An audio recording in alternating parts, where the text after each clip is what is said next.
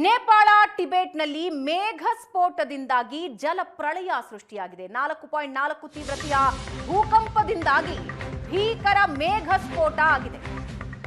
ಭೀಕರ ಮೇಘ ಸ್ಫೋಟಕ್ಕೆ ಕೊಚ್ಚಿ ಹೋಗಿವೆ 10 ಹಳ್ಳಿಗಳು.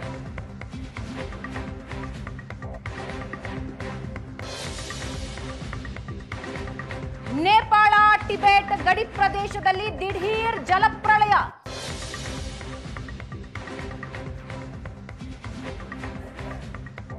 ನೇಪಾಳದಲ್ಲಿ ಇದುವರೆಗೂ ಸಾವನ್ನಪ್ಪಿದವರ ಸಂಖ್ಯೆ 55 ಅಂತ ವರದಿಯಾಗಿದೆ. ನೇಪಾಳ ಟಿಬೆಟ್ನಲ್ಲಿ ಕೊಚ್ಚಿ ಹೋಗ್ತಾ ಇದ್ದಾರೆ ಸಾವಿರಾರು ಮಂದಿ. 4.4 ತೀವ್ರತೆಯ ಭೂಕಂಪ, ನಂತರ ಮೇಘ ಸ್ಫೋಟ. ನೇಪಾಳ ಟಿಬೆಟ್ನಲ್ಲಿ ಮೇಘ ಸ್ಫೋಟದಿಂದ ಸೃಷ್ಟಿಯಾಗಿರೋ ಜಲಪ್ರಳಯದ ದೃಶ್ಯ ನೀವು ನೋಡ್ತಾ ಇದ್ದೀರಾ.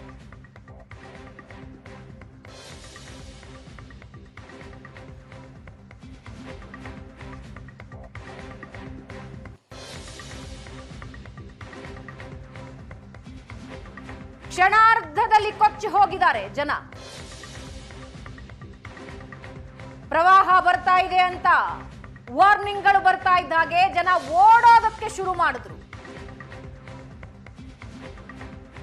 ಅವರೆಲ್ಲರೂ ಜಲಸಮಾಧಿಯಾಗಿರುವ ಅನುಮಾನ. ನೇಪಾಳದಲ್ಲಿ ಇದುವರೆಗೂ ಸಾವನ್ನಪ್ಪಿದವರ ಸಂಖ್ಯೆ 55 ಅಂತ ಹೇಳ್ತಾ ಇದ್ದಾರೆ. ನೇಪಾಳ ಟಿಬೆಟ್ನಲ್ಲಿ ಸಾವಿರಾರು ಮಂದಿ ಕೊಚ್ಚಿ ಹೋಗಿದ್ದಾರೆ. ದೊಡ್ಡ ದೊಡ್ಡ ಕಟ್ಟಡಗಳು, ಮನೆಗಳು, ರಸ್ತೆ, ಬ್ರಿಡ್ಜ್ಗಳು ಎಲ್ಲವೂ ನಿರ್ನಾಮ.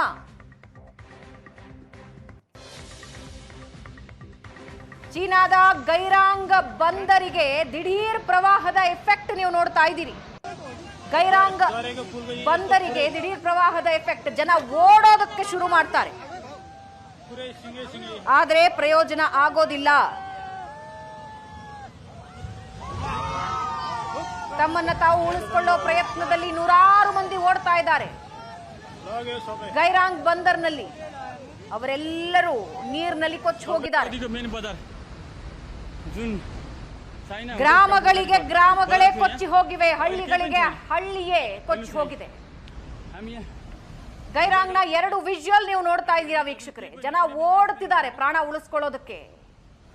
ಕಣ್ಣು ಮುಚ್ಚಿ ಕಣ್ಣು ತೆರೆಯೋದ್ರೊಳಗೆ ನೀರಿನಲ್ಲಿ ಎಲ್ಲರೂ ಕೊಚ್ಕೊಂಡು ಹೋಗಿದ್ದಾರೆ. ಮತ್ತೊಂದು ಕಡೆ ರಕ್ಷಣಾ ಕಾರ್ಯಾಚರಣೆ ನಡೀತಾ ಇರೋದನ್ನ ನೀವು ನೋಡ್ತಾ ಇದ್ದೀರಿ.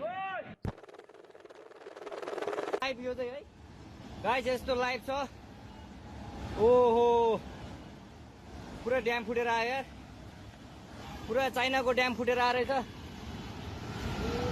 लाइभ यो चाहिँ है गाइस, यस्तो लाइभ छ. ओहो ಕೆಲವು ಸೆಕೆಂಡು ದೃಶ್ಯದಲ್ಲಿ ನೋಡ್ತಾ ಇದ್ದೀರಾ. ಪ್ರವಾಹ ಉಕ್ಕಿ ಹರಿತಾ ಇದೆ. ಭೂಕಂಪದ ನಂತರ ಆದ ಮೇಘ ಸ್ಫೋಟ ಜನರ ಜೀವನವನ್ನ ಕೊಚ್ಕೊಂಡು ಹೋಗಿದೆ. ದೃಶ್ಯದಲ್ಲಿ ನೀವು ನೋಡ್ತಾ ಇದ್ದೀರಾ. ಕಟ್ಟಡಗಳು, ಬ್ರಿಡ್ಜ್ಗಳು ಕೊಚ್ಕೊಂಡು ಹೋಗ್ತಾ ಇವೆ. ಬ್ರಿಡ್ಜ್ ಒಂದು ಕೊಚ್ಚಿ ಹೋಗ್ತಾ ಇರೋದು ನೋಡ್ತಾ ಇದ್ದೀರಾ. ಅಕ್ಕಪಕ್ಕದ ಕಟ್ಟಡಗಳು ಯಾವ ರೀತಿ ಹಾನಿಗೊಳಗಾದವು ಅನ್ನೋದನ್ನ ನೀವು ನೋಡ್ತಾ ಇದ್ದೀರಿ.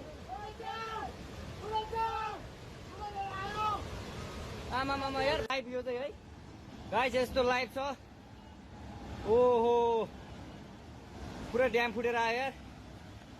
पूरा चाइनाको ड्याम फुटेर आ रहेछ. आमामामामामा ल यहाँ हामीले अब ओहो यार यो पुरै ड्याम फुटेर आएको. यो घर गयो यो. ल ನದಿಯ ಅಕ್ಕಪಕ್ಕಗಳಲ್ಲಿ ಟ್ಯೂಷಲಿ ಬಜಾರೇ ಗयो यार. ದೊಡ್ಡ ದೊಡ್ಡ ಕಟ್ಟಡಗಳು, ಹೆಚ್ಚು ಪ್ರವಾಸಿ ತಾಣಗಳಿವೆ. ಮಧ್ಯದಲ್ಲಿ ಬ್ರಿಡ್ಜ್ ಒಂದು ಕೊಚ್ಕೊಂಡು ಹೋಗ್ತಾ ಇದೆ, ನೋಡ್ತಾ ಇದ್ದೀರಾ. ಸ್ಟೀಲ್ ಬ್ರಿಡ್ಜ್ ಒಂದು ಕೊಚ್ಕೊಂಡು ಹೋಗ್ತಾ ಇದೆ. ಅಕ್ಕಪಕ್ಕದ ಬಿಲ್ಡಿಂಗ್ಗಳು ಹಾಳಾಗಿ ಹೋದ್ವು. ದೃಶ್ಯದಲ್ಲಿ ನೀವು ನೋಡ್ತಾ ಇದ್ದೀರಾ. ಕಣಿವೆ ಭಾಗದಲ್ಲಿ ಯಾರ್ಯಾರು ಮನೆಗಳನ್ನ ಕಟ್ಕೊಂಡಿದ್ರು, ಹಳ್ಳಿಗಳೇನಿದ್ವು, ಯಾವುದೂ ಉಳಿದಿಲ್ಲ.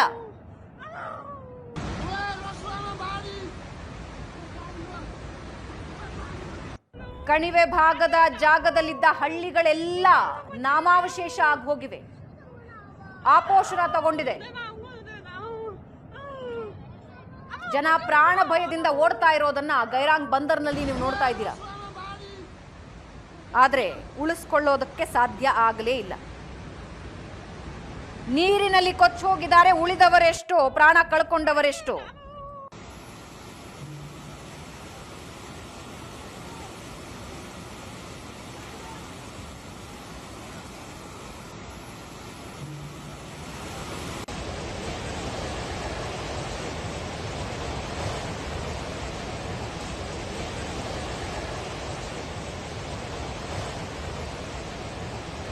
ಇಡೀ ಮನೆಗೆ ಮನೆ ಕೊಚ್ಕೊಂಡು ಹೋಗ್ತಾ ಇರೋದನ್ನ ನೋಡ್ತಾ ಇದ್ದೀರಾ. ದೊಡ್ಡ ದೊಡ್ಡ ಬಿಲ್ಡಿಂಗ್ಗಳು, ದೊಡ್ಡ ದೊಡ್ಡ ಕಟ್ಟಡಗಳನ್ನ ಆಪೋಷಣ ತಗೊಳ್ತಾ ಇದೆ.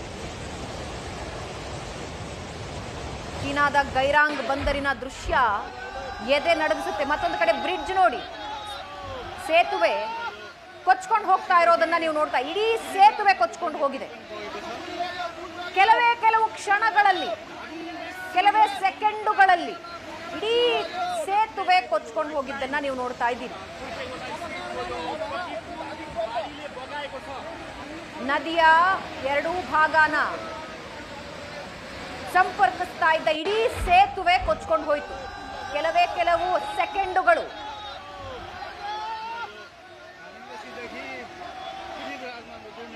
ಮರದ ದಿಮ್ಮಿ, ಮಣ್ಣಿನ ಮಿಶ್ರಿತ ಪ್ರವಾಹದ ನೀರು ಜನರ ಜೀವನ ಅಸ್ತವ್ಯಸ್ತ ಮಾಡಿದೆ.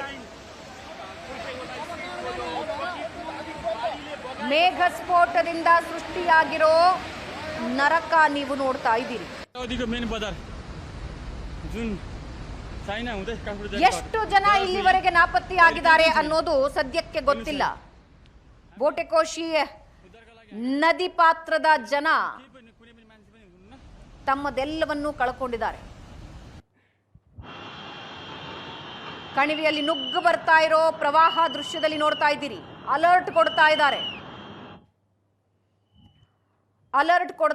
ಯಾವ ರೀತಿ ನುಗ್ಗಿ ಹೋಗ್ತಾ ಇದೆ ಅನ್ನೋದನ್ನ ನೀವು ನೋಡ್ತಾ ಇದ್ದೀರಿ.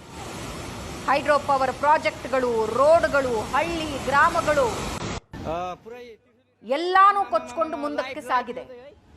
ಇದರಲ್ಲಿ ಎಷ್ಟು ಜನ ಕಣ್ಮರೆಯಾಗಿದ್ದಾರೆ, ಯಾರ್ಯಾರು ಕುಟುಂಬಸ್ಥರಿಗಾಗಿ ಹುಡುಕಾಟ ನಡೆಸ್ತಾ ಇದ್ದಾರೆ, ಯಾವುದೂ ಲೆಕ್ಕಕ್ಕೆ ಸಿಕ್ತಿಲ್ಲ.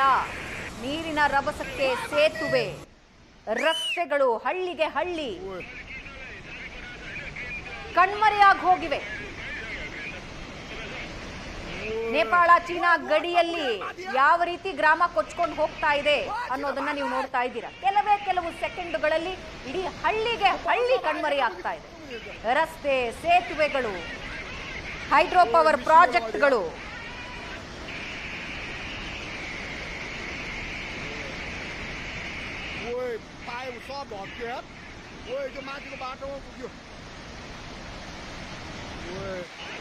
ರಕ್ಷಣಾ ಕಾರ್ಯಾಚರಣೆಗೆ ಇಳಿಯೋಣ ಅಂದ್ರೆ ರಸ್ತೆಗಳು ಮುಚ್ಚಿ ಹೋಗಿವೆ.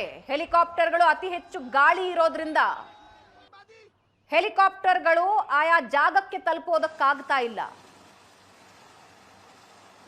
ಹಾಗೂ ರಕ್ಷಣಾ ಕಾರ್ಯಾಚರಣೆ ಹರಸಾಹಸದಿಂದ ಸಾಗುತ್ತಾ ಇರೋದನ್ನ ನೀವು ನೋಡ್ತಾ ಇದ್ದೀರಾ. ಹೆಲಿಕಾಪ್ಟರ್ ಮೂಲಕ ರಕ್ಷಣಾ ಕಾರ್ಯಾಚರಣೆ ನಡೀತಾ ಇದೆ. ನೇಪಾಳ ಜಲಪ್ರಳಯದ ದೃಶ್ಯ ಸಾವಿರಾರು ಜನರ ಬದುಕು ಬೀದಿಗೆ ಬಂದಿರೋದನ್ನ ಸ್ಪಷ್ಟವಾಗಿ ತೋರಿಸ್ತಾ ಇದೆ. ನೇಪಾಳ, ಟಿಬೆಟ್ ಮತ್ತು ಚೀನಾ ಗಡಿಗಳಲ್ಲಿ ರುದ್ರ ತಾಂಡವ.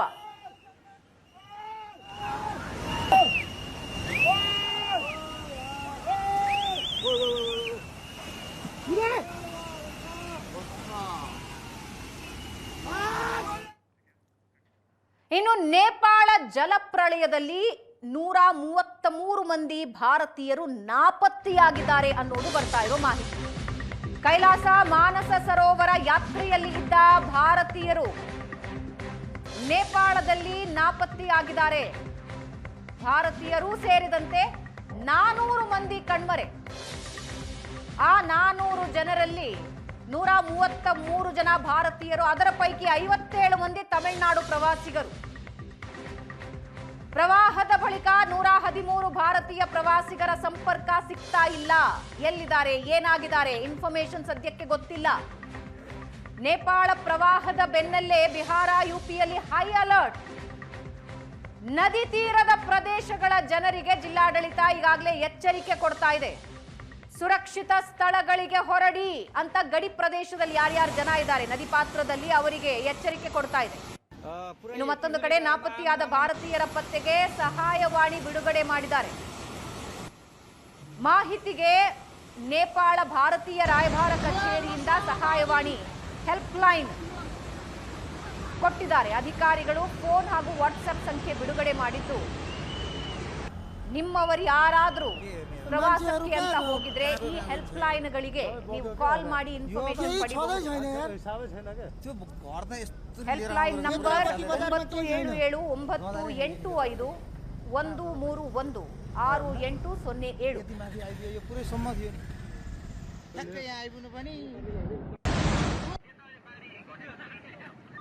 133 ಮಂದಿ ಭಾರತೀಯರು ನಾಪತ್ತೆಯಾಗಿದ್ದಾರೆ. ಅವರು ಸೇರಿದಂತೆ 400 ಜನ ಪ್ರವಾಸಿಗರು ನಾಪತ್ತೆ. ಅದರಲ್ಲಿ 57 ಜನ ತಮಿಳುನಾಡಿನಿಂದ ಹೋಗಿದ್ದವರು. ರಕ್ಷಣಾ ಕಾರ್ಯಾಚರಣೆ ಉತ್ತರ ನೇಪಾಳದಲ್ಲಿ ನಡೀತಾ ಇರೋದನ್ನ ನೀವು ನೋಡ್ತಾ ಇದ್ದೀರಿ. ಪ್ರವಾಹದ ಜಾಗದಿಂದ ಸುರಕ್ಷಿತವಾಗಿ ಜನರನ್ನ ತಂದು ಇಳಿಸ್ತಾ ಇದ್ದಾರೆ. ಸುರಕ್ಷಿತ ಸ್ಥಳಗಳಿಗೆ ಕಳಿಸ್ಕೊಡ್ತಾ ಇದ್ದಾರೆ. ಮತ್ತೊಂದು ಕಡೆ ಪ್ರವಾಹದ ಭಯಾನಕ ದೃಶ್ಯಗಳು ನೀವು ದೃಶ್ಯದಲ್ಲಿ ನೋಡ್ತಾ ಇದ್ದೀರಾ. ಪ್ರವಾಹದ ಜಾಗದಲ್ಲಿ ಲ್ಯಾಂಡಿಂಗ್ಗೆ ಕೂಡ ಸಮಸ್ಯೆ ಇದೆ. ಅದೇ ಜೌಗು ಮಣ್ಣಿನಲ್ಲಿ ರಕ್ಷಣಾ ಕಾರ್ಯಾಚರಣೆ ನಡೀತಾ ಇದೆ. ಬೆಟ್ಟಗಳಿಂದ ನುಗ್ಗಿ ಬರ್ತಾ ಇರೋ ಕೆಸರು ಮಿಶ್ರಿತ, ಮಣ್ಣು ಮಿಶ್ರಿತ ಪ್ರವಾಹ ನೀವು ನೋಡ್ತಾ ಇದ್ದೀರಿ. ಅಕ್ಕಪಕ್ಕದಲ್ಲೇ ಜನ ನೋಡಿ ಓಡ್ತಾ ಇದ್ದಾರೆ. ಪ್ರಾಣ ಉಳಿಸ್ಕೊಳ್ಳೋದಕ್ಕೂ ಒಂದು ಕಡೆ ಓಡ್ತಾ ಇದ್ದಾರೆ, ಮತ್ತೊಂದು ಕಡೆ ರಕ್ಷಣಾ ಕಾರ್ಯಾಚರಣೆ ಹೆಲಿಕಾಪ್ಟರ್ಗಳನ್ನು ಬಳಸಿ ರಕ್ಷಣಾ ಕಾರ್ಯಾಚರಣೆ ನಡೆಸ್ತಾ ಇದ್ದಾರೆ. ಇನ್ನು ಹಳ್ಳಿಗಳಲ್ಲಿ ಯಾವ ಹಳ್ಳಿಗಳಲ್ಲಿ ಎಲ್ಲೆಲ್ಲಿ ಜನ ಸಿಲುಕಿದ್ದಾರೆ ಅನ್ನೋ ಇನ್ಫಾರ್ಮೇಶನ್ ಕಲೆಕ್ಟ್ ಮಾಡ್ತಾ ಇದ್ದಾರೆ. ಇದರ ನಡುವೆ ಹೆಲ್ಪ್ ಲೈನ್ ನಂಬರ್ ಭಾರತದ 133 ಮಂದಿ ಸದ್ಯಕ್ಕೆ ಸಂಪರ್ಕಕ್ಕೆ ಸಿಗ್ತಾ ಇಲ್ಲ. ಅವರಿಗಾಗಿ ಹೆಲ್ಪ್ ಲೈನ್ ಓಪನ್ ಮಾಡಿದ್ದಾರೆ. Help line 977-131-13807. ಮತ್ತೊಂದು ನಂಬರ್ 970-910-7500. ಭಾರತೀಯರು ಸೇರಿದಂತೆ 400 ಜನ ಪ್ರವಾಸಿಗರು ಸದ್ಯಕ್ಕೆ ಕಣ್ಮರೆ, ಕಾಂಟ್ಯಾಕ್ಟ್ಗೆ ಸಿಗ್ತಾ ಇಲ್ಲ. ಅದರಲ್ಲಿ 133 ಮಂದಿ ಭಾರತೀಯರು, ಅದರಲ್ಲಿ 57 ಮಂದಿ ತಮಿಳುನಾಡಿನವರು. ಸೇತುವೆ ಕೊಚ್ಕೊಂಡು ಹೋಗ್ತಾ ಇರೋ ದೃಶ್ಯ ನೀವು ನೋಡ್ತಾ ಇದ್ದೀರಿ.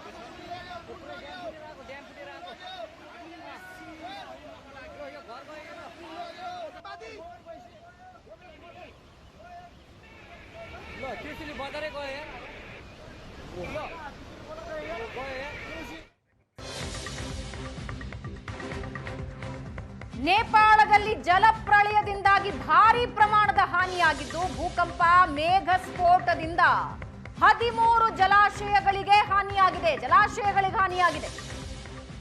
ವಿದ್ಯುತ್ ಉತ್ಪಾದನೆ ಸ್ಥಗಿತ ಮಾಡಿದೆ ನೇಪಾಳದ ಜಲಾಶಯಗಳು. ಜಲಪ್ರಳಯದಲ್ಲಿ 20ಕ್ಕೂ ಹೆಚ್ಚು ಪ್ರಮುಖ ಸೇತುವೆಗಳಿಗೆ ಹಾನಿಯಾಗಿದೆ. ನೋಡ್ತಾ ಇದ್ದಂತೆ ಹಲವಾರು ಸೇತುವೆಗಳು ಕೊಚ್ಕೊಂಡು ಹೋಗಿವೆ. ಸೇತುವೆ ಸಂಪರ್ಕನೇ ಇಲ್ಲದೆ ಗ್ರಾಮಗಳು ದ್ವೀಪದ ರೀತಿ, ಸುತ್ತ ನೀರು ದ್ವೀಪದ ರೀತಿ ಆಗಿದೆ. ರಕ್ಷಣಾ ಕಾರ್ಯಾಚರಣೆ ನಡೀತಾ ಇರೋದನ್ನ ನೀವು ನೋಡ್ತಾ ಇದ್ದೀರಿ. ಡ್ಯಾಮೇಜ್ ಆಗಿರೋ ಭಾಗ ನೀವು ನೋಡ್ತಾ ಇದ್ದೀರಾ. ಪ್ರವಾಹ ಬಂದು ಹೋದ ನಂತರದ ವಿಜುವಲ್ ಇದು. ಸುತ್ತಮುತ್ತ ಇದ್ದ ಮನೆಗಳನ್ನ ಆಪೋಷಣ ತಗೊಂಡಿದೆ. ಇದರಲ್ಲಿ ಬದುಕುಳಿದವರು ಎಲ್ಲಿದ್ದಾರೆ, ಯಾರ್ಯಾರು ಕಣ್ಮರೆಯಾಗಿದ್ದಾರೆ, ಇದರ ಬಗ್ಗೆ ಮಾಹಿತಿ ಇನ್ನೂ ಇಲ್ಲ. ಪ್ರವಾಹ ಬರ್ತಾ ಇದ್ದ ಹಾಗೆ ಬೆಟ್ಟದ ಮೇಲೆ ಓಡ್ತಾ ಇದ್ದಾರೆ ಜನ, ನೀವು ನೋಡ್ತಾ ಇದ್ದೀರಿ. ರಸ್ತೆಯಲ್ಲಿ ನೀರು ಕೊಚ್ಕೊಂಡು ಹೋಗ್ತಾ ಇದೆ.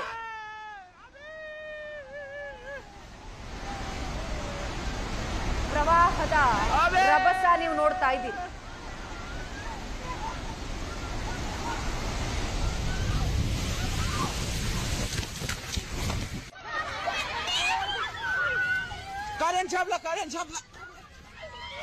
ಜೀವ ಉಳಿಸ್ಕೊಳ್ಳೋದಕ್ಕೆ ಜನ ಓಡ್ತಾ ಇರೋ ದೃಶ್ಯ ನೀವು ನೋಡ್ತಾ ಇದ್ದೀರಾ. ಬೆಟ್ಟ ಹತ್ಕೊಂಡು ಓಡ್ತಾ ಇದ್ದಾರೆ.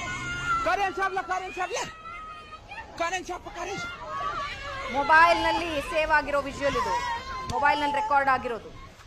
ಪ್ರವಾಹ ಬರ್ತಾ ಇದೆ ಅಂತ ಗೊತ್ತಾಗ್ತಾ ಇದ್ದ ಹಾಗೆ ಬೆಟ್ಟ ಹತ್ತಿ ಓಡ್ತಾ ಇದ್ದಾರೆ ಜನ.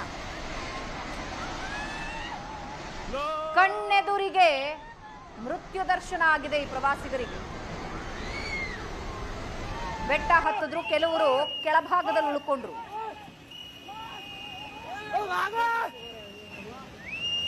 ಡ್ಯಾಮ್ನಿಂದ ಏಕಾಏಕಿ ನೀರು ಯಾವ ರೀತಿ ಬರ್ತಾ ಇದೆ ಅನ್ನೋದನ್ನ ನೀವು ನೋಡ್ತಾ ಇದ್ದೀರಿ. ಕೆಲವರು ಅಲ್ಲೇ ಇದ್ದಾರೆ, ಕೆಲಸ ಮಾಡ್ತಾ ಇದ್ದಾರೆ. JCB ನಲ್ಲಿ 3-4 ಜನ ಕೆಲಸ ಮಾಡ್ತಾ ಇದ್ದಾರೆ. ಇಲ್ಲಿಂದ ಕೂಗುತ್ತಿದ್ದಾರೆ, ಗೊತ್ತಾಗ್ಲಿಲ್ಲ. ಪ್ರವಾಹ ಗೊತ್ತಾಗ್ತಾ ಇದ್ದ ಹಾಗೆ ಅಲ್ಲಿಂದ ಓಡೋ ಪ್ರಯತ್ನ ಮಾಡಿದ್ರು. ದೃಶ್ಯದಲ್ಲಿ ನೀವು ನೋಡ್ತಾ ಇದ್ದೀರಿ.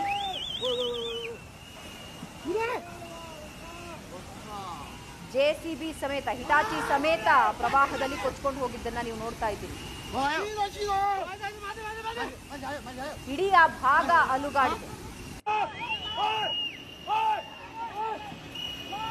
ಚೆಕ್ ಡ್ಯಾಮ್ ನ ಕೆಳಭಾಗದಲ್ಲಿ ಕೆಲಸ ಮಾಡ್ತಾ ಇದ್ದವರಿಗೆ ಮೇಲಿದ್ದವರು ಕೂಗಿ ಹೇಳ್ತಾ ಇದ್ದಾರೆ, ಪ್ರವಾಹ ಬರ್ತಾ ಇದೆ, ಮೇಲಕ್ಕೆ ಬನ್ನಿ ಅಂತ. ಹಿಟಾಚಿಯಲ್ಲಿ ಕೆಲಸ ಮಾಡ್ತಾ ಇದ್ದಾರೆ.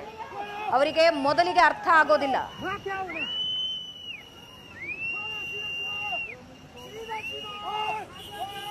ಕಿರುಚಾಟದಿಂದ ಅರ್ಥ ಆಗಿ ಓಡೋದಕ್ಕೆ ಶುರು ಮಾಡ್ತಾರೆ. ದೃಶ್ಯದಲ್ಲಿ ನೀವು ನೋಡ್ತಾ ಇದ್ದೀರಾ. ಕಣ್ಣೆದುರಿಗೆ ಪ್ರವಾಹ. ಹಿಟಾಚಿನ ನುಂಗಿಕೊಂಡು ಹೋಯ್ತು ಪ್ರವಾಹ.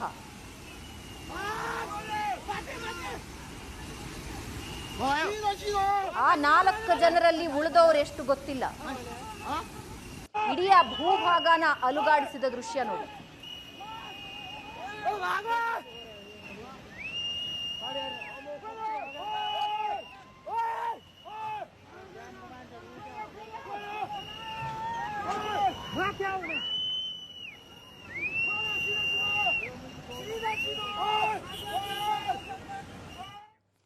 ಈ ಬಗ್ಗೆ ನಮ್ಮೊಂದಿಗೆ ಮಾತನಾಡೋದಕ್ಕೆ ಭೂವಿಜ್ಞಾನಿ ಪ್ರಕಾಶ್ ಅವರು ನಮ್ಮ ಜೊತೆ ಫೋನಿನಲ್ಲಿದ್ದಾರೆ. ನಮಸ್ಕಾರ ಪ್ರಕಾಶ್ ಅವರೇ. ಮೇಡಮ್ ನಮಸ್ಕಾರ. ಇತ್ತೀಚಿನ ದಿನದಲ್ಲಿ ಈ ಪ್ರವಾಹದ ದೃಶ್ಯಗಳು ನಾವು ಬೇರೆ ಬೇರೆ ದೇಶಗಳಲ್ಲಿ ನಾವು ನೋಡ್ತಾ ಇದ್ವಿ. ಆದರೆ ಈಗ ನೇಪಾಳ ಭಾಗದಲ್ಲಿ 4.4 ತೀವ್ರತೆಯಲ್ಲಿ ಭೂಕಂಪನದ ನಂತರ ಪ್ರವಾಹ ಯಾವ ರೀತಿ ಇಡೀ ಮನುಕುಲನ ನಡಗಿಸ್ಬಿಟ್ಟಿದೆ ಅನ್ನೋದನ್ನ ನಾವು ನೋಡ್ತಾ ಇದ್ದೀವಿ ಸರ್. ಇದಕ್ಕೇನಾದ್ರೂ ಸಿಮಿಲಾರಿಟೀಸ್ ಇದೆಯಾ? ಅಂದ್ರೆ ಈಗಾಗಲೇ ಬೇರೆ ದೇಶಗಳಲ್ಲಿ ನಡೀತಲ್ಲ ಪ್ರವಾಹ ಪರಿಸ್ಥಿತಿ, ಆಮೇಲೆ ಭೂಕಂಪದ ಸಮಸ್ಯೆ. ಈಗ ನೋಡಿ, ಬೆಳಗ್ಗೆ 8:44ಕ್ಕೆ 4.4 ಪ್ರಮಾಣದ ಭೂಕಂಪ ಆಗಿದೆ. ಅದು ಆಳ ಹೇಳ್ತೀವಿ 10 ಕಿಲೋಮೀಟರ್ ಆಳದಲ್ಲಾಗಿದೆ. 9 ಗಂಟೆಗೆ ಮೊದಲ ಪ್ರವಾಹ ಕಾಣಿಸ್ಕೊಂಡಿದೆ. ಅದು ಮಳೆ ಒಂದು ಹೆಚ್ಚಿತ್ತು. ಜೊತೆಗೆ ಇನ್ನೊಂದು ಕಾರಣ ಕೇಳಿ ಬರ್ತಾ ಇರೋದು ಗ್ಲಾಫ್ ಅಂತ. ಗ್ಲಾಫ್ ಅಂದ್ರೆ GLOF ಅಂದ್ರೆ ಗ್ಲೇಷಿಯಲ್ ಲೇಕ್ ಓವರ್ಫ್ಲೋ ಅಂತ. ಅಲ್ಲಿ ಯಾವ್ದಾದ್ರು ಒಂದು ಗ್ಲೇಷಿಯರ್ 4.4 ಪ್ರಮಾಣದ ಭೂಕಂಪದಿಂದಾಗಿ ಆ ಗ್ಲೇಷಿಯರ್ ಬ್ರೇಕಪ್ ಆಗಿ ಪೀಸಸ್ ಆಗಿ ಮುಂದಕ್ಕೆ ಹರಿದು ಬಂದಿದ್ರೆ ಅದು ಅದರ ಹರಿಬೇಕಾದ್ರೆ ಆ ಉಷ್ಣತೆ ಫ್ರಿಕ್ಷನ್ ಇಂದಾಗಿ ನೀರಾಗುತ್ತೆ, ಹಿಮ ನೀರಾಗುತ್ತೆ. ಆ ನೀರು ಕೂಡ ಕೆಳಗಡೆ ಹರಿದು ಬಂದ್ರೆ ಮಾಮೂಲಿ river flow plus this extra flow ಎರಡನ್ನೂ ಸೇರಿ ಹೆಚ್ಚಿನ ಪ್ರವಾಹ ಆಗ್ಬೋದು. ಒಂದು ಎರಡು, ಅಲ್ಲಿ ಗ್ಲೇಷಿಯರ್ ಲೇಕ್ಗಳಿವೆ ಕೆಲವೆಲ್ಲ. ಈಗ ಹಿಂದೆ ಸಮ್ಮರ್ ನಲ್ಲಿ ಗ್ಲೇಷಿಯರ್ ಕರಗಿ ನೀರು ಹರಿದು ಬಂದು ಈ ಲೇಕ್ಗಳಲ್ಲಿ ನಿಂತಿರ್ತವೆ ಸರೋವರಗಳು. ಆ ಸರೋವರಕ್ಕೆ ಈ ನೀರು ಬಂದು ಸೇರ್ಕೊಂಡ್ರೆ ಅದರ ಎಂಬ್ಯಾಕ್ಮೆಂಟ್ ಒಡೆದೋಗುತ್ತೆ, ಬ್ರೀಚ್ ಆಗುತ್ತೆ. ಆಗ ಡಬಲ್ ನೀರು ಕೆಳಗಡೆ ಹರ್ಕೊಂಡ್ಬರುತ್ತೆ. ಈ ಹಿಮಾಲಯನ್ ಸ್ಲೋಪ್ಸ್ ಇದೆಯಲ್ಲ, ಹೈ ಗ್ರೇಡಿಯಂಟ್ ತುಂಬಾ ಬೇಗ ಪಡ್ಕೊಂತವೆ. ಸೊ ಅದರಿಂದಾಗಿ ರಭಸ ಜಾಸ್ತಿ. ಸೊ ಇದು ಒಂದು ಕಾರಣ ಇರ್ಬೋದು. ಈಗ ನಾವು ಅಸರ್ಟೈನ್ ಮಾಡ್ಕೊಬೇಕಾಗಿರೋದು 4.4 ಅರ್ಥಕ್ವೇಕ್ ಬೆಳಿಗ್ಗೆ 8:44 ಆದಾಗ ಅದರ ಪರಿಣಾಮ ಯಾವ್ದಾದ್ರು ಬೆಟ್ಟ ಸ್ಲೋಪ್ ನಲ್ಲಿ ಲ್ಯಾಂಡ್ ಸ್ಲೈಡ್ ಆಗಿದೆಯಾ, ಆ ಮೆಟೀರಿಯಲ್ ಸ್ಲೋಪ್ ಮೆಟೀರಿಯಲ್ ಗ್ಲೇಷಿಯರ್ ಮೇಲೆ ಬಿದ್ದಿದ್ಯಾ, ಆ ಗ್ಲೇಷಿಯರ್ ಬ್ರೇಕಪ್ ಆಗಿದೆಯಾ, ಇದ್ರ ಬಗ್ಗೆ ವಿವರಗಳು ಬರ್ಬೇಕಾಗಿದೆ. ಹಿಂದೆ ಜೋಶಿ ಮಠ ಆದಾಗ ಧವಳಗಿರಿ ಪರ್ವತದಲ್ಲಿ ಇದೇ ರೀತಿ 4 ಪ್ರಮಾಣದ ಭೂಕಂಪ ಆಗಿತ್ತು. ಒಂದು ಹಿಲ್ ಸ್ಲೋಪ್ ಜಾರ್ ಬಂದ್ಬಿಟ್ಟಿತ್ತು, ಕಲ್ಲು ಮಣ್ಣು ಆ ಮೆಟೀರಿಯಲ್ ಅದು ಬಂದು ಏಕ್ದಮ್ ಒಂದು ಗ್ಲೇಷಿಯರ್ ಮೇಲೆ ಬಿತ್ತು. ಇದೆಲ್ಲ ಹೈ ಆಲ್ಟಿಟ್ಯೂಡ್ ಅರೌಂಡ್ 12,000 ಫೀಟ್ ಅಲ್ಲಿ ಆಗುವಂಥದ್ದು. ಆ ಬಿದ್ದ ರಭಸಕ್ಕೆ ಗ್ಲೇಷಿಯರ್ ಮೂಮೆಂಟ್ ಸಿಕ್ತು. ಮೊಮೆಂಟಮ್ ನಿಂದ ಅದು ಕೆಳಗಡೆ ಹರಿಯಕ್ ಶುರು ಮಾಡ್ತು. ಆ ಮಡ್ಡು, ಕಲ್ಲು ಮತ್ತು ಹಿಮ ಪ್ಲಸ್ ನೀರು ಎಲ್ಲ ಸೇರಿ ರಭಸವಾಗಿ ಬಂದು ಆಗ ಅಲ್ಲಿ ಟನಲ್ ವರ್ಕ್ ನಡೀತಾ ಇತ್ತಲ್ಲ ಜೋಶಿ ಮಠದಲ್ಲಿ. ಆಗ ಸುಮಾರು ಒಂದು 200 ಜನ ಸತ್ತೋಗಿದ್ರು ಟನಲ್ ಒಳಗಡೆ ಇದ್ದವ್ರು. ಆ ರೀತಿ ಈ ಘಟನೆಗಳು ಒಂದು cloud burst like heavy rains ಎಲ್ಲ. ಅಲ್ಲ, is it because of cloud burst ಮೇಘಸ್ಫೋಟನ ಇದು? ಇದಕ್ಕೆ ಮೂಲ ಕಾರಣ ಭೂಕಂಪನೇನಾ? ಈಗ ಅದೇ ಈಗಿನ್ನೂ ಅದು ಸ್ಪಷ್ಟವಾಗಿ ಸಿಗ್ತಾ ಇಲ್ಲ. ಬಟ್ ಹೆಚ್ಚಿನ ಮಳೆ ಕೂಡ ಆಗಿರೋ ಸಾಧ್ಯತೆ ಇದೆ. ಯಾತಕ್ಕೆ ಅಂದ್ರೆ ಈಗ 1.5 ತಿಂಗಳಿಂದ ಮಧ್ಯ ಶಾಂತಿ ಸಾಗರದಲ್ಲಿ 4-5 ಚಂಡಮಾರುತಗಳು ಆದವು. ಹಿಂದೆ ಡಾಲ್ಫಿನ್ ಅಂತ ಒಂದು ಭಯಂಕರ ಆಗಿತ್ತು, 250 ಕಿಲೋಮೀಟರ್ ಪರ್ ಅವರ್ದು.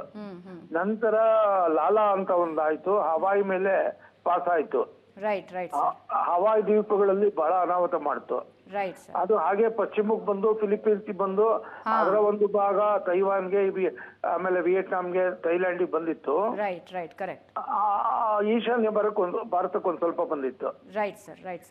ಈಗ ಸೌದೆಲ್ ಅಂತ ಒಂದು ಚಂಡಮಾರುತ ಆಕ್ಟಿವ್ ಆಗಿದೆ, 165 ಕಿಲೋಮೀಟರ್ ಪರ್ ಅವರ್ ನಲ್ಲಿದೆ. ಅದು ಫಿಲಿಪೀನ್ಸ್ ಹತ್ರ ಬಂದಿದೆ. ಅದರ ಪ್ರೊಜೆಕ್ಷನ್ ಚೈನಾಗೆ ಎಂಟ್ರ್ ಆಗಿ ಚೈನಾದ ಒಳಗಡೆ ಹೋಗುತ್ತೆ ಅಂತ. Okay okay, right sir. Thank you Prakash ಅವರೇ.